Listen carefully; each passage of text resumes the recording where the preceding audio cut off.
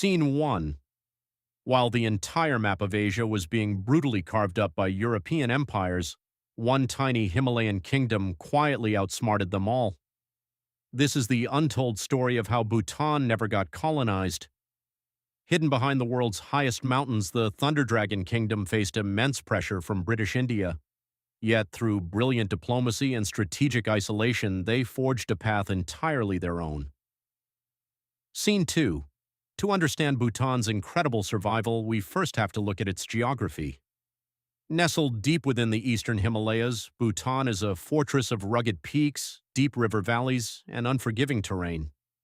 For centuries, this isolation was not just a preference, it was a deliberate survival strategy. Scene 3. For generations, Bhutan was not a unified nation. It was a collection of feuding fiefdoms, constantly at war with one another.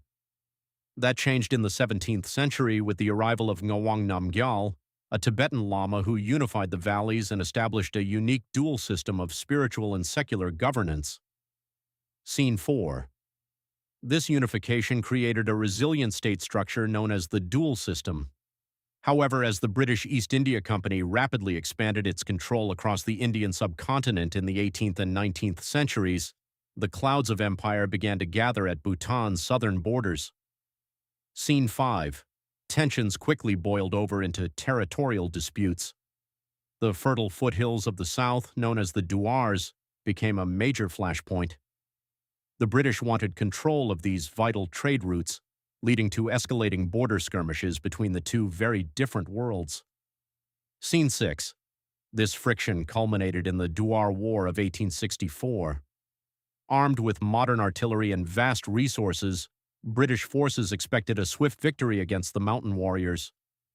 But the Bhutanese used the dense forests and steep mountain passes to wage fierce guerrilla resistance. Scene 7.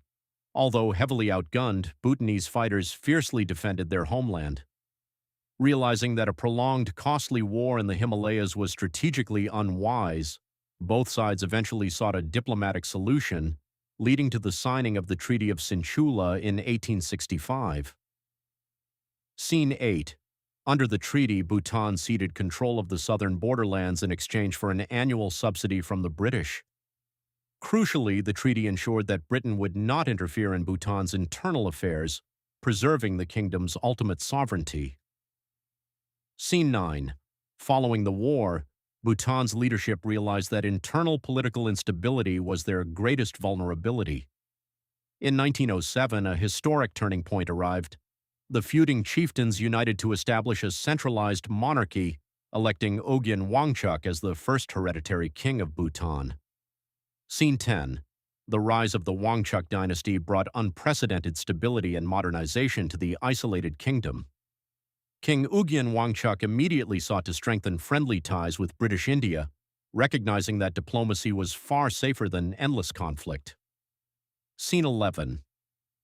As British India approached its twilight, Bhutan signed the Treaty of Punakha in 1910. This pivotal agreement expanded on previous pacts, guiding Bhutan's external relations while explicitly confirming that Britain, and later independent India, would respect Bhutan's internal autonomy. Scene 12. When India gained independence in 1947, Bhutan faced a critical diplomatic crossroad. Fortunately, the new Indian government under Jawaharlal Nehru recognized Bhutan's distinct identity, signing the 1949 Indo-Bhutan Treaty, which permanently solidified Bhutan's status as a fully sovereign and independent nation. Scene 13. In the decades that followed, Bhutan deliberately chose a unique path to development. Instead of prioritizing blind economic growth, the fourth king introduced the revolutionary philosophy of gross national happiness, placing spiritual well-being, culture, and environmental conservation at the core of governance. Scene 14. Today, Bhutan stands as a proud symbol of resilience, cultural preservation, and peaceful independence. It remains one of the very few nations in the global south that never fell under direct foreign colonial rule, a testament to the wisdom of its leaders and the bravery of its people. Scene 15. The story of Bhutan's independence teaches us that true sovereignty is not just about military might, but about cultural identity, strategic patience, and the courage to chart your own course in a turbulent world. If you enjoyed this journey through history, make sure to like, subscribe, and hit that notification bell for more untold historical documentaries.